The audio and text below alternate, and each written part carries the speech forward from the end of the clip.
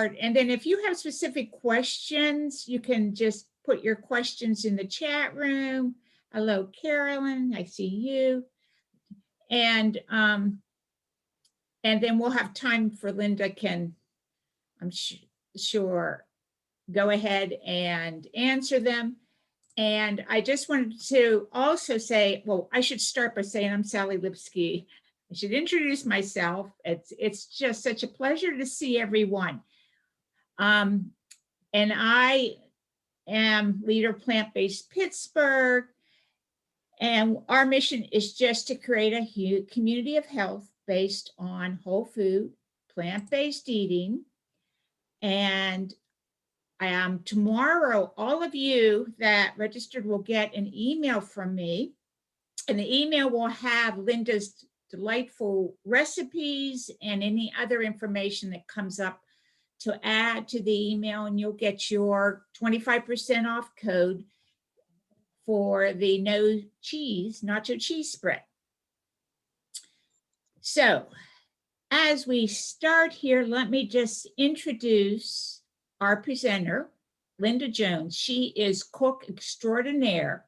She's in her Plant-Based Pittsburgh t-shirt, wearing it proudly. And I have to say, Linda is a star. Not only she embraced this whole plant-based cooking, but what I love is that how she is able to prepare not just for herself, but her grandkids. You should see the creative things she does with her 4 grandchildren. So I am delighted. Linda, I turn it over to you. Thank you. I'm also delighted to be here. I am very honored to be associated with and connected to this group who embrace whole food plant-based eating.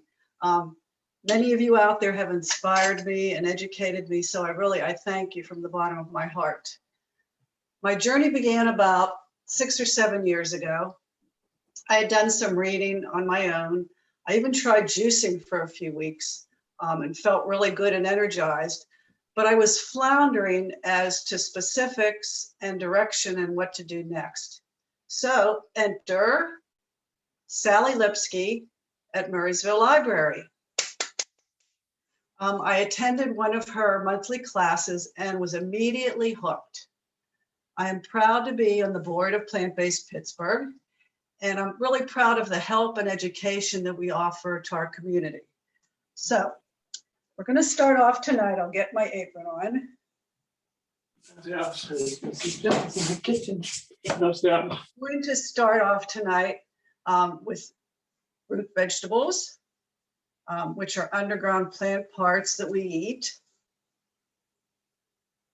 They absorb a great amount of nutrients from the soil. They also have high concentration of antioxidants, are powerhouses of vitamins, provide slow burning carbs and fiber. We're kind of nearing the end of the season, but with advanced capabilities and growing, many of these vegetables can be purchased year round. So in case you're ever on Jeopardy, there are 5 classifications of root vegetables. Number 1 are tubers.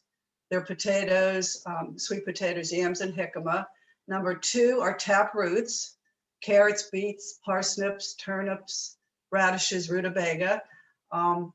These have a single structure that the root grows straight down vertically. Rhizomes, roots travel horizontally, and 2 examples of them are turmeric and ginger. Then there are the true bulbs, onions, shallots, leeks, scallions, and garlic. Then corms look like the true bulbs, but when you cut corms in half, they don't have the ring pattern in them. And a couple examples of corms are taro, which tastes like sweet potatoes, and also water chestnuts. Now the corms are really big players around the world, not so much in this country.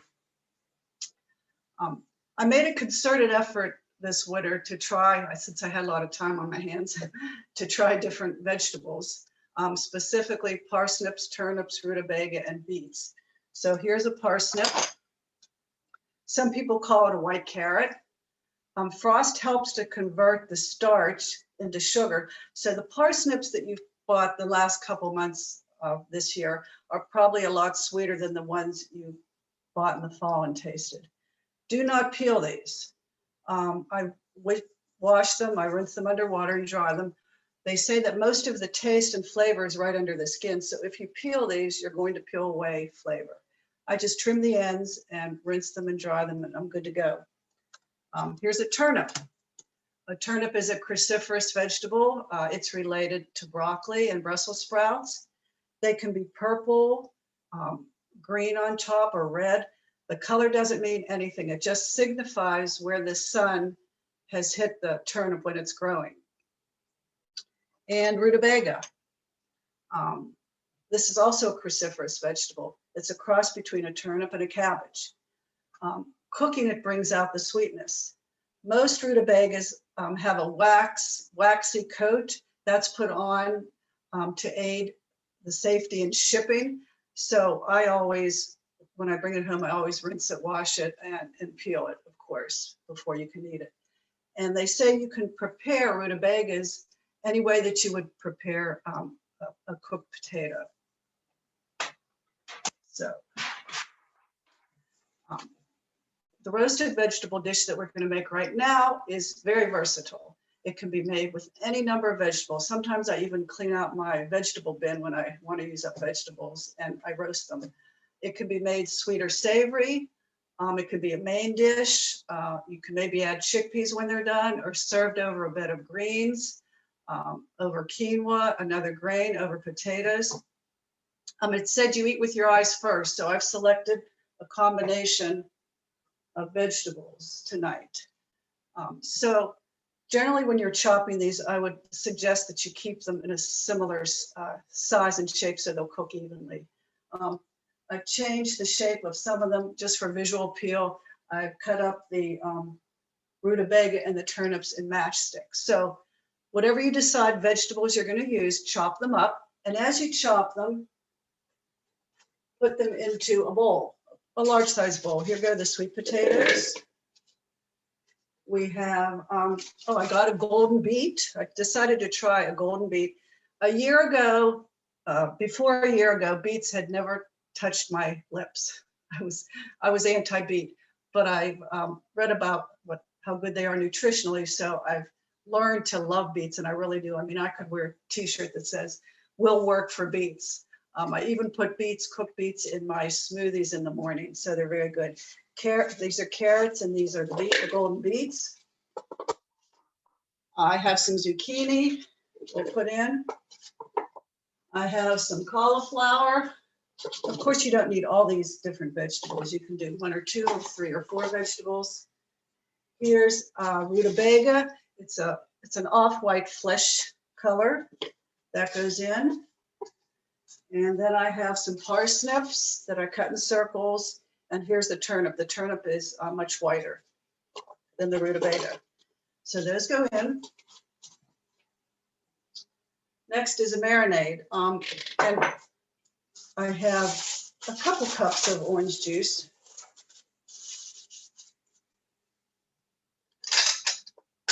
And I'll put that all over the vegetables. And maybe incorporate it a little bit.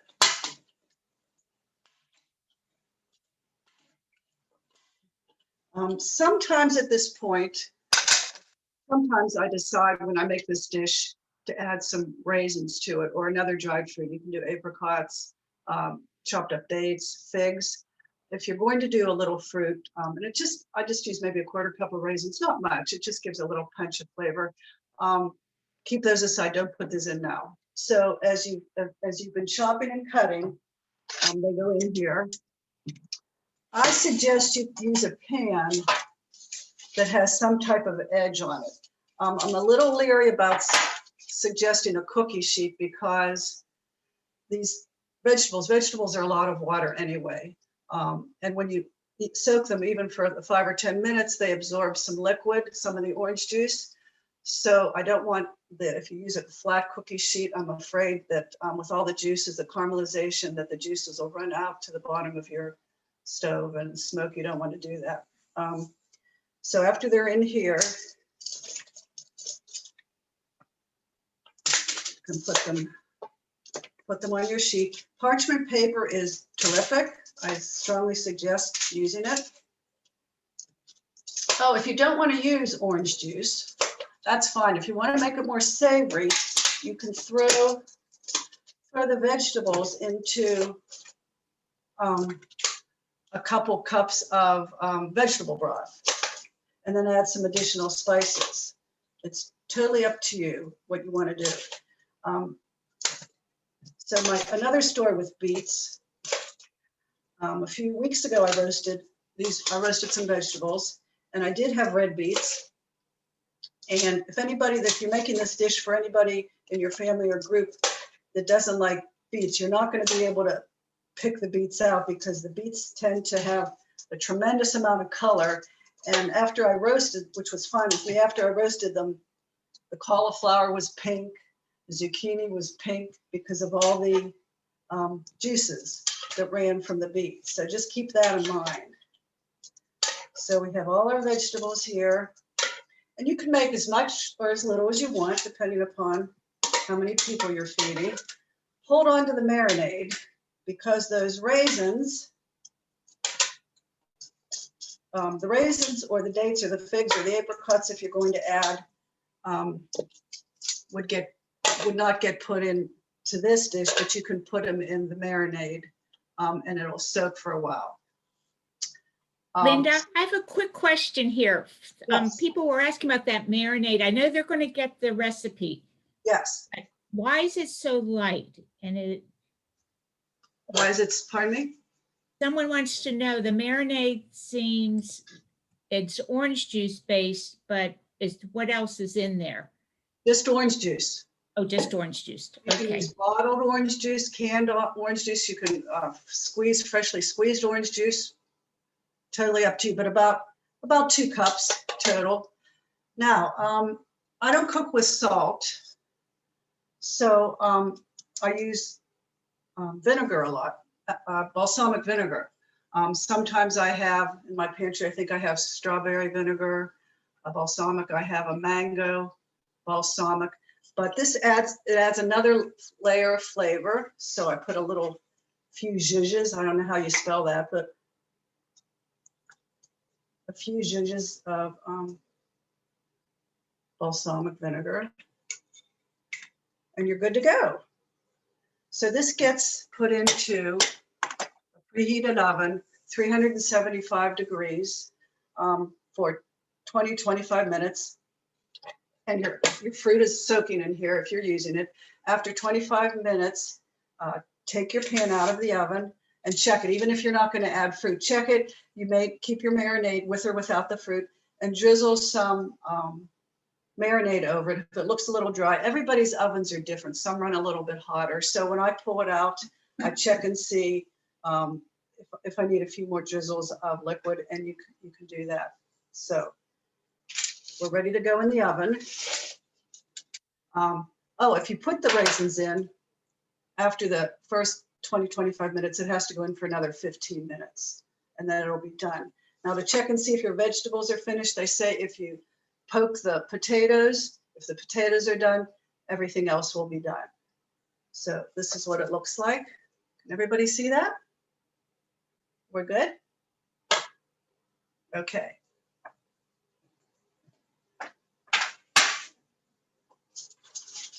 When it comes out of the oven, here's one that I baked earlier.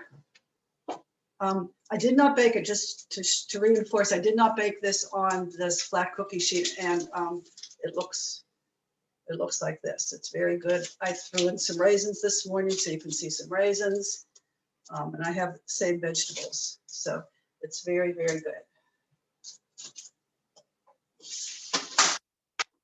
Okay, as I said, this dish is very versatile.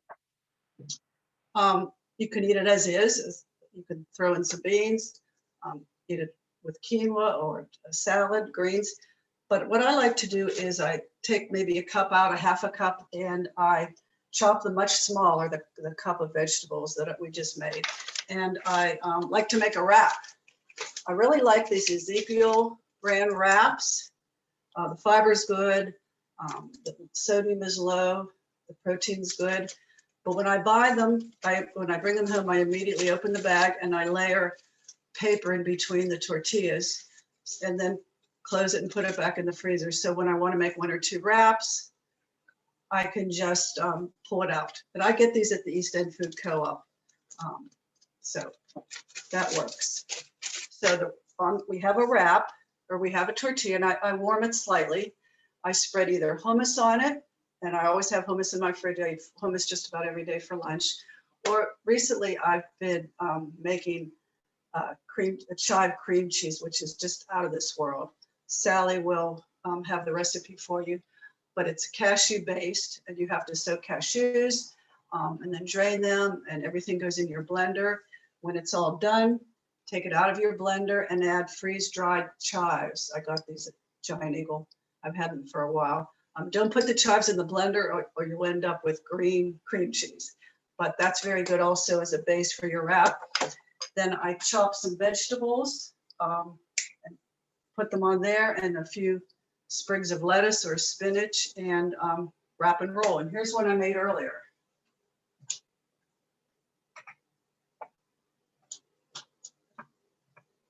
So it's a nice lunch to have. It's very good, and you can put whatever filling you want in it.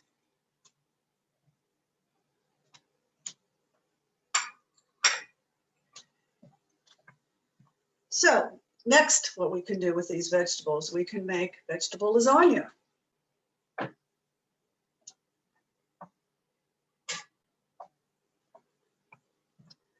I've made this a few times in the last few months.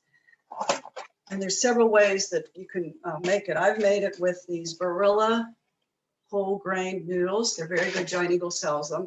You do have to cook these beforehand. Very good.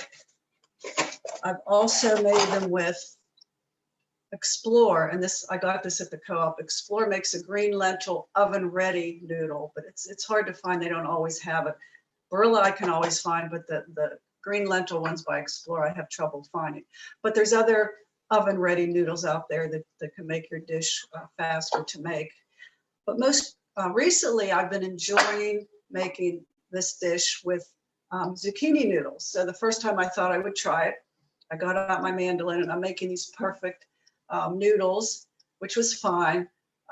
But yesterday and even a couple of weeks ago, I decided I don't want to clean my mandolin. I'm tired of cleaning it, taking it apart and cleaning it and putting it back together. So it's fine to just cut the noodles, cut them by hand into strips.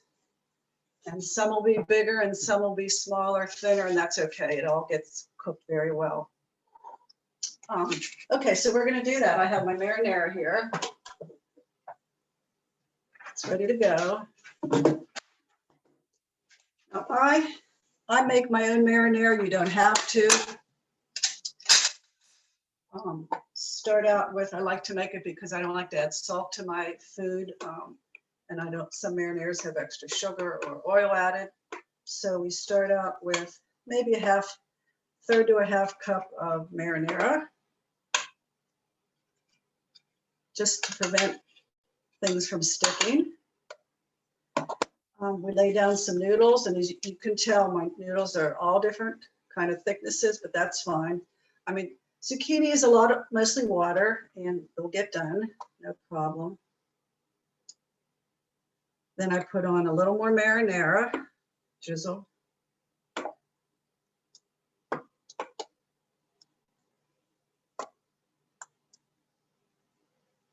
Okay, and then some of these yummy vegetables that you roasted. This dish is going to have 2 layers of vegetables, so I could use half of the vegetables that I have here, and it is good to chop them up a little finer than they were on the baking pan. Maybe a small to medium dice or chop. Okay, then I have some spinach leaves. Sometimes I even use some spring mix if I have left over. I'm always trying to get more vegetables, and it's funny how my eating patterns have changed. Since I've been whole food plant-based, it's like vegetables are the stars of my meals. And I also have, of course, but in a lesser quantity, grains with them, or fruit, or legumes. So I'm always trying to ramp up the vegetables. Okay, so we're ready to start again with noodles. And this makes a pretty tall lasagna. Whoops, you know what I forgot? I forgot some cheese. We'll do that now. Let me tell you about my cheese. Here it is. Most of the cheese for lasagnas recipes that I've seen have been a two-step cheese. It involves putting vegetables or putting ingredients in a food processor or blender, and then heating them on the stove, and then putting them as a cheese sauce. I found this in a Forks Over Knives magazine. It's a one-step cheese process, which I just love. And you can tell it's gotten thick very thick without being on the stove. So it's cashew based. In talking to Brittany Giroudi and other people, if you don't want to use cashews, there are cheese recipes that you can use using beans, like a white bean, or you can use a white, like a Yukon Gold potato. I haven't tried that. I like the cashew. I like this. This also involves the original recipe involved 2 tablespoons of lime juice. I did it with lime juice. It tasted fine. But if you don't always have lime juice around, 2 tablespoons of lemon juice works just great. And while we're on that subject, I'll tell you, if you know anything about me, I love my ice cube trays. I use them a lot. So in my freezer right now, I have lime juice and lemon juice. I get a lot of lemons, juice them, and then I measure out tablespoons for each compartment. Then when it's frozen, I pop them out and put them into a bag. And make sure you mark your bags. I've had some guessing games. I couldn't tell the difference between salsa, and because I didn't mark my bag, salsa and tomato sauce. It was just a marinara sauce. So make sure you mark your baggies or your container. I do the same thing with lime juice. I get a few limes, squeeze them, measure out a tablespoon, and put them in the compartment, freeze it, and I'm good to go. I found cooking over the last 6-7 years, a lot of whole food plant-based recipes have that lime juice, or especially lemon juice acid in their recipe. So it's nice to be able to have this, take out a cube or 2 and you're good to go. But also in my freezer right now, and I don't measure this, they're just filled to the top. I have pesto cubes. That makes a fast dinner or meal.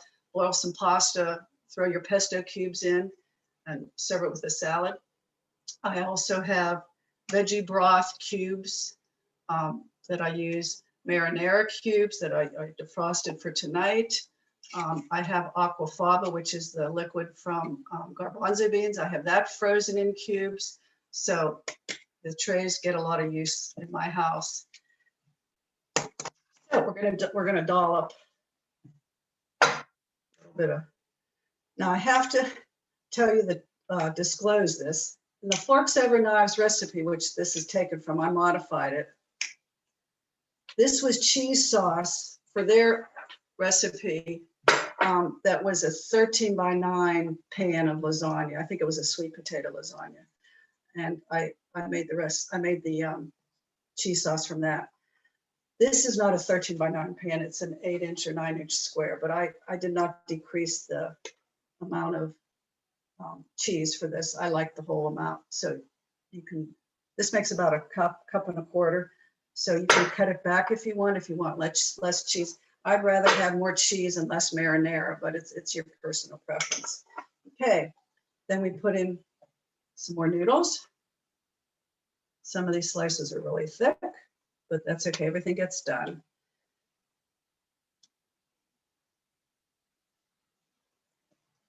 We have some marinara, you know, these make it to the top. Some marinara in here. Let's do some vegetables, some spinach. Yeah. Let's do some vegetables. At this point, you can use the rest of your vegetables that you have if you want. And you know what, there's raisins in here and that's gonna be fine. And the beets will give it maybe a sweet taste too. It's interesting what flavor combinations you end up with. In fact, I'm gonna have extra vegetables. Then our last, yeah, this is getting pretty full.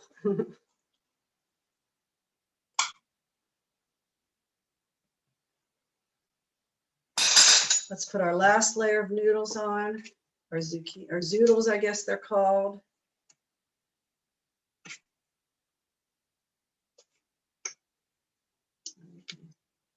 Squeeze some in. Make it look nice. And we end up on the top with marinara.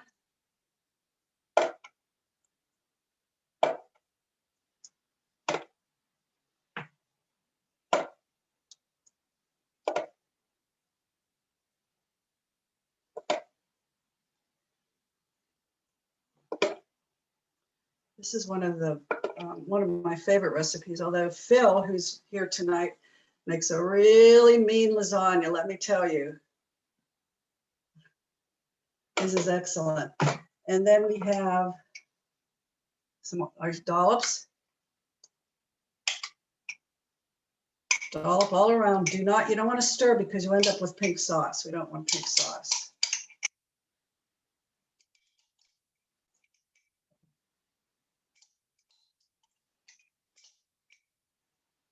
So we gently move that around.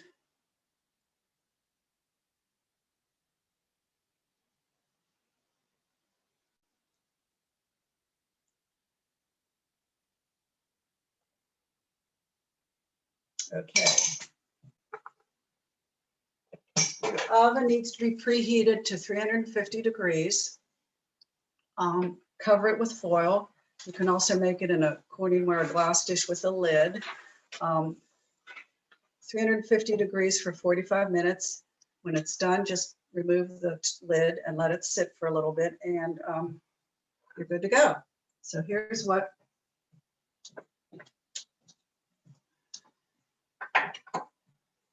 Now this is a quarter.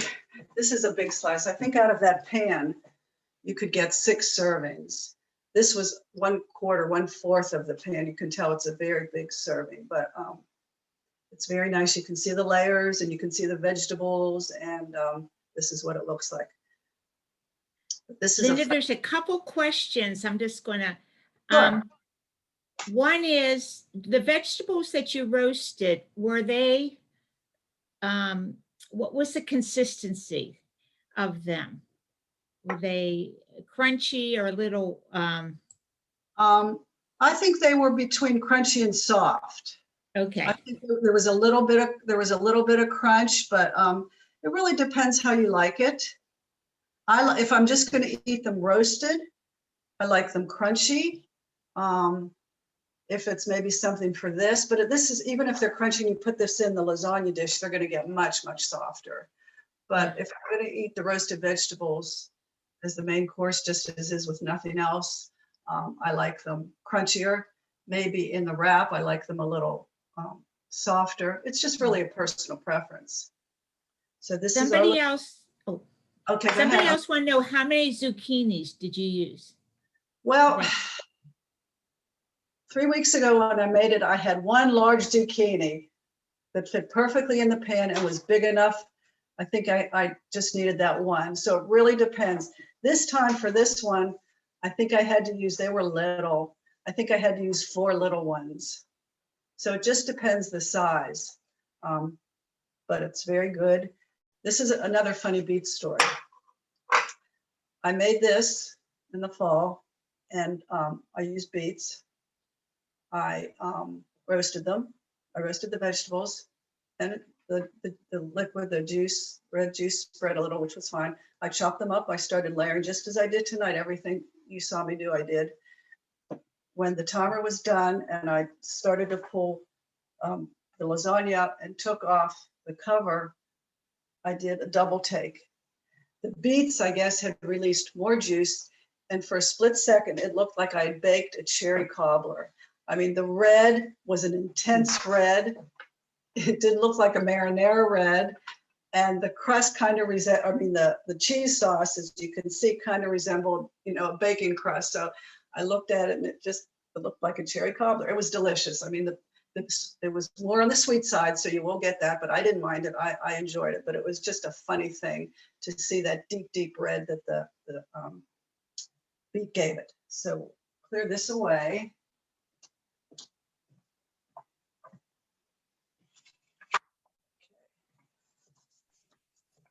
So we're done with root, we're on to spring. So I have to change my flowers briefly,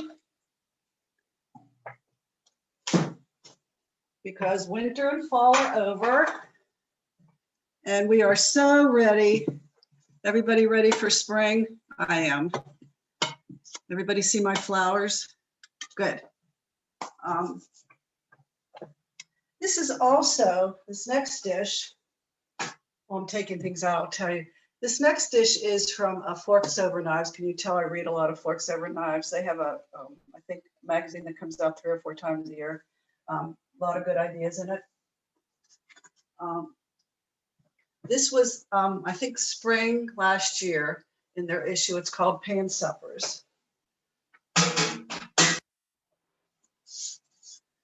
So, and it involves spring vegetables. So, some of the spring vegetables that we have tonight, I have them all in a bowl.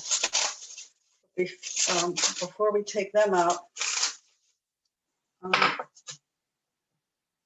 you have to decide, to start this dish, you have to decide on a grain. Well, first of all, you must have a pan. I like these pans that have a little edge. You must have a pan with at least a side, at least this high, because you're going to be having a lot of liquid in this. And to start this out, we need a grain, a quick cooking grain. So your choices are quinoa, millet, kasha, bulgur, freekeh, or a low or quick cooking, maybe brown rice. It's up to you. I always, before I use my grains, I always rinse them and drain them. No parchment paper for this. You wouldn't want to do parchment paper for this. And the grains that I have chosen tonight is a combination. It's a tricolor quinoa, and I think I added a half a cup of millet. I think the amount of grains is 1 1/4 cups, and this makes a big pan. So we're going to put the grains in here. They're dry grains. Spread them out. You can't see the millet. The millet's yellow. The tricolor quinoa, which kind of overpowers it, but it's there. Your oven's preheated to 400 degrees. And this makes a lot, so you can decrease it for your personal needs. Okay. Then in our bowl, we have some spring vegetables. We have mushrooms, we have broccoli, new potatoes, radishes. I've never roasted radishes before, but they're really kind of tasty. They're not as biting. I kind of find radishes biting raw, but these are not. They kind of mellow once you bake them. We have carrots, we have shallots, we have peas, and we have asparagus. Again, I just thought for tonight that I would try many different vegetables for fun. So we have this bowl of, and it's a lot of vegetables. I think there's 8 cups of vegetables. Yeah, I think it's 8 cups of vegetables. Next, into this bowl goes a can of beans. Any bean of your choice. It could be a white bean, a kidney bean, garbanzo beans. I like black beans. They're rinsed and drained, and they go into this bowl.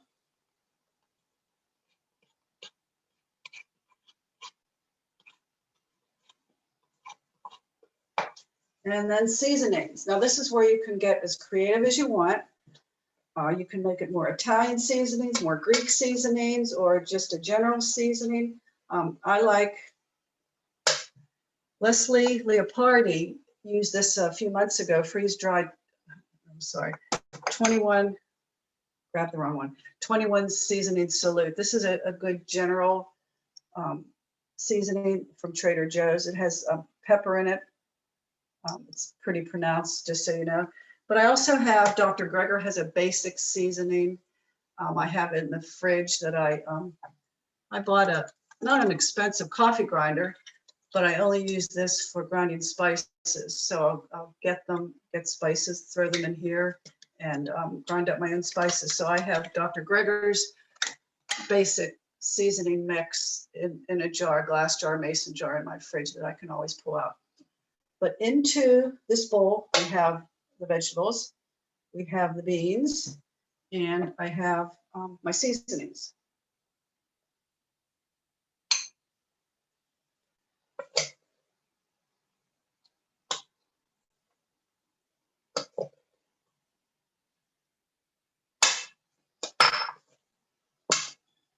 Mix that up so it's all incorporated. And then this all gets put on top of the grain. Don't worry, you don't have to mix it. You don't have to stir it. It literally just goes on top.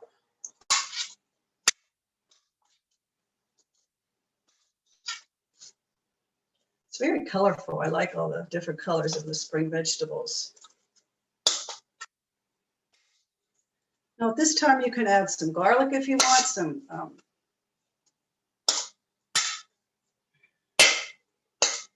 I could also, if I wanted to, I could punch up the flavor a little bit and add some more balsamic vinegar. Do a lot with this. Yeah, I think it looks. Everybody see that? Okay, this is why you need to have a pan with sides, because we need 3.5 cups of, I recommend a low sodium vegetable broth. You can use water. If you use water, that's fine. Just punch up the amount of seasonings to make it better. So this is 4 cups. You need 3.5 cups, and it just gets poured over it. So after you use this box, you have 1/2 cup left. So you'll take your ice cube tray and you'll put the remaining 1/2 cup in here. I mean, I really, when recipes say to saute in oil, I do not do that. I either water saute, or depending upon the recipe, I saute in vegetable cubes. You do not need oil. So I could put some balsamic here. We don't even have to stir this. Your oven's been preheated to 400 degrees. Be careful when you're carrying this to the oven. It has to be covered, very tightly covered. You can use aluminum foil, or you can make this in a glass casserole dish, whatever will go into the oven that has a tight fitting lid. So this goes in the oven for 20-25 minutes. After 20 or 25 minutes, take it out of the oven, remove the top, and it goes in for another 20 minutes, and all the liquid will have been absorbed. So it really is very good, very easy and fast.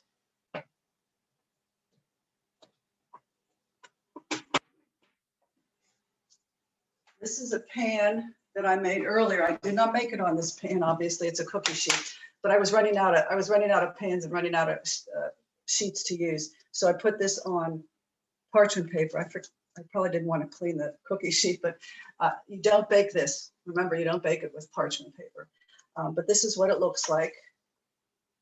It's very good, very good. It's delicious. We eat this for dinner. In fact, in the last week, we've had a lot of this because it really is tasty. If you want to, you can add a dressing to it. You can serve it over greens if you want and add a salad dressing to it. So there's a lot of things you can do. Coincidentally, this past weekend, I needed I wanted to make a dinner quickly and I wasn't sure what to do. So I remembered that I had this in my freezer. It's a frozen bag. It's from Cascadian Farms Organic. It's called Powered by Plants. They have about four or five different varieties. This one had sweet potatoes, pre-cooked farro, black beans, and spinach. But it's just that, it's nothing else. And it's called Grains, Vegetables, and Legumes. This is what we just did. This is kind of pricey. It's $7.99 without any seasonings added. They recommend you add some garlic and onion. Well, we have onion here. We have onion in here, and you can add garlic too. So you'll save yourself money by doing it this way, for sure.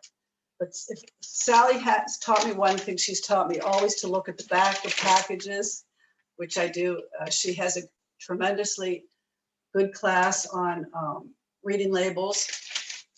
But I also like to read the back to see recipes, because usually these companies put really good recipes on their products because their reputation, is based on that. So it has, along with this, after you make it, it has a very good dressing recipe that we tried and I like it. It's 2 tablespoons water, 2 tablespoons real maple syrup. I cut mine back to just 1 tablespoon maple syrup, 1 tablespoon Dijon mustard, and 1 teaspoon apple cider vinegar. And you whisk that. And after your dish is cooked, you drizzle that over it and serve it. So that was a good recipe. But save yourself some money and make it at home. It's better this way. So something else we can do with this, this makes a lot. I've made a stuffed pepper. Here's what it looks like. Just parboil a pepper, fill it with your cooked vegetables and rice and legumes, and put it in the oven. You may need to put a little liquid on the bottom of your pan. A little water would suffice. You can put a marinara sauce on it and some of the cheese that we made tonight to make it that way, or some veggie broth on the bottom, and cover it and bake it in your oven just till it's cooked through. All the components are already baked or cooked. You just have to heat it through. So that's something else you can do with this. So I hope this has helped you, new ideas. I hope you enjoyed the class, and thank you again for participating and joining me. So well, first of all, I have to say, these are wonderful. I'm going to send you some of the comments. People are so impressed. And we have dozens of people who are going to be cooking tomorrow. Oh. Your recipes here. I wish you lived closer. I would give you samples. Oh yeah, you're going to be freezing. I did put in the chat room that I call you the freezer queen, because I know you will be freezing what you have it. But I'm just seeing if there's any questions. Anybody have a question for Linda? It was so well. Thank you. You're welcome. And I wanted to say, you started with the phrase, you eat with your eyes. And I'm going to call you the Martha Stewart of Monroeville, because not only do you have the beautiful food, but you did the flowers. You captured it. Thank you. I have very good stage-hand and technical help. My husband, he's behind the scenes. So I have to thank him for assisting. Absolutely. Excellent job. He's tasted Any questions? Loved it. And as I said, somebody had asked me, yes, it is recording. You'll get the recording tomorrow and you'll get the recipes and you can just dig in. Very doable. I agree. To me.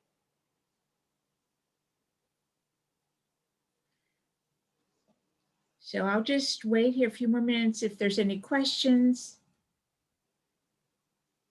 Yeah, remember, Sally, the good old days when we used to do these type of cooking sessions at the library? We would schlep in our cooktops and our bowls, and we would just have a great time. And Brittany Giroudi, you have to look up the Giroudi family. Brittany would be cooking, and it was fun. We have brought in Instapots, we brought in crock pots. Everything. The Breville Smart Oven Air came. I brought a whole oven. Right, right. So So a couple questions here. Somebody asked about the parchment paper can't be used to cook the sheet tray recipe. I Yes. assume go ahead. it would just be too wet. It would just be way too wet, and it probably would tear. So no parchment for the spring vegetable dish, the second one that I made. Yes. Yes. But definitely, And- definitely for the first one when you're caramelizing vegetables. And now that the weather's getting nice, the first recipe, you can roast the vegetables out on a grill, or do it that way if you want to too. Just be careful of the heat. And a couple people have said they like crunchy vegetables. How long would you recommend that they cook them if they like a crunchiness on the outside? If they like them crunchy, then maybe try it. Let's trial and error. Maybe cut the time in half. The liquid that you put in the orange juice or the veggie broth is going to make them softer, just because it absorbs some liquid. So I would just, if you're not going to use a liquid, then you could put them in for the full time. But if you are going to use a marinade, I would maybe cut it in half and see if you want them crunchy.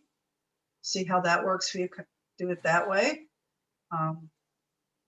So I do use parchment paper if I'm just roasting the veggies.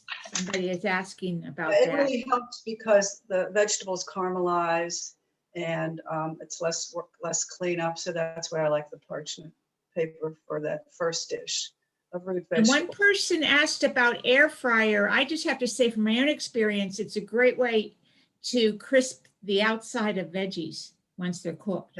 I don't have an air fryer. Maybe that's in my future. I'm not sure. I just got an Instapot. I'm a little bit behind. I just got an Instapot maybe 3 months ago, and I love my Instapot because every Sunday I do batch cooking and I have my dishes lined up, and that Instapot is on for 4 hours. I mean, I eat so many vegetables. I put them in there and I just rotate the vegetables, and but I haven't got a fryer yet, but I think I will soon. Okay. So you don't have to use a marinade to roast, somebody asked. No, definitely not. Definitely not. You don't. Yes. No, I just like the extra. It's another layer of taste that the orange juice gives you. I like that for something different, but you certainly don't have to do that. I mean, most recipes will tell you to, mix oil in. I don't ever do that. I don't use oil.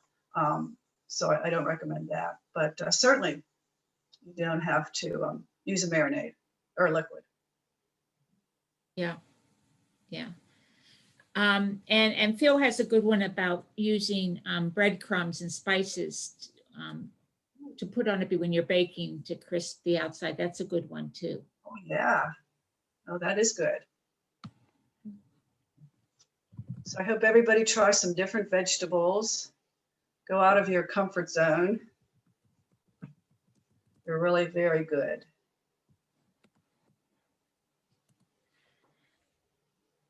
I mean, sometimes when I go shopping at Giant Eagle, I don't get out of the produce department. I'm there, and then I check out. Yeah.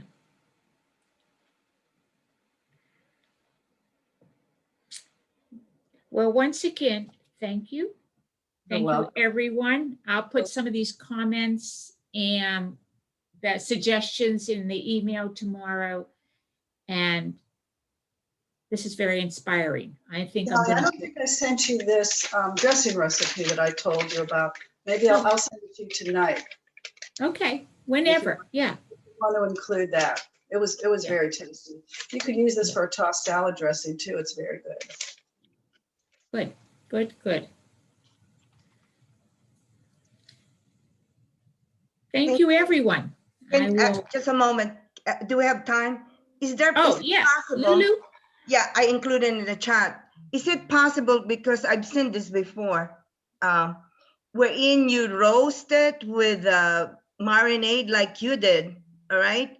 Or the broth, And then because it's still wet, they remove the broth, okay? And then put back the veggies and then roast it again for a certain kind of crispness. I've seen that done, and I've tried it with cauliflower, but have you done that? Has anybody No, done that? I Yeah, have because not. everybody's talking about crispness. Right, I have not. Yeah. I have not. I think maybe you could bump up the temperature, maybe take your temperature to 400, 425. A creased heat level might crisp it up better. I mean, they get crispy because the moisture is drawn out, and vegetables are primarily moisture. So once you bump up the oven temperature, keep an eye on it, that may make them crispy, more crispy. I like them crunchy. I don't know what difference between crispy and crunchy, but I do like them crunchy in certain dishes. So I'm with you on that. So when you place the marinade or broth, you cover it, right? Is that right? So the broth is still there. I was just wondering how, because you cover it tightly. Now, when I roasted the vegetables, no, it's not covered. Oh, it's not covered. I thought you covered before. I think Lulu missed that. You came in a little bit late. She did a Yeah, I first came batch. 15 minutes late. Yeah, Sorry. she's mentioned she's talking.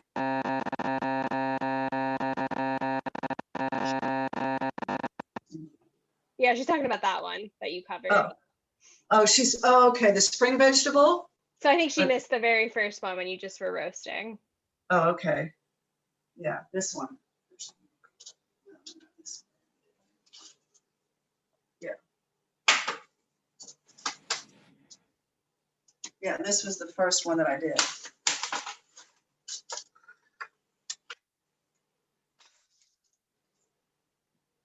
Yeah, you know what, some of the vegetables are still kind of crispy. It really just depends what you like.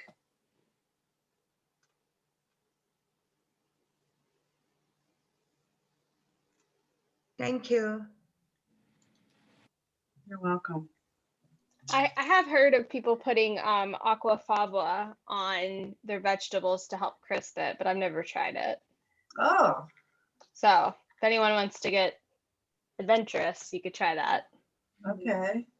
Well, probably the carbohydrates, the starch that comes out of the beans help Yeah. crisp it up. Otherwise, you can sprinkle some flour on it or some cornstarch. I actually like them just the way that she made them tonight, like more steamed, and then like a little bit of roasting, but not too much. I think that's my personal favorite. Mhm. Thank you. This was really terrific and inspiring. Good. I wonder, can I ask an unrelated, like, brainstorming question about upcoming Passover? Thank you. I'll be visiting my dad, and his aide will be doing the cooking, and I won't really be welcome in the kitchen. And I'm just thinking the only time I have to cook is tomorrow, and I'll be leaving really early on Saturday morning to head up to New Jersey. Like, what's an idea of something I can make Oh, over, well, bring I up have, and share? I got out my vegan Passover recipes today because I have to make some, and I will send it to you, Marjorie. Oh, wonderful. Thank you. Okay. Okay. Thanks so much. Yeah, I will do that tonight so you can get busy there. Yeah. And Jewish Veg always has recipe on their website too. Okay.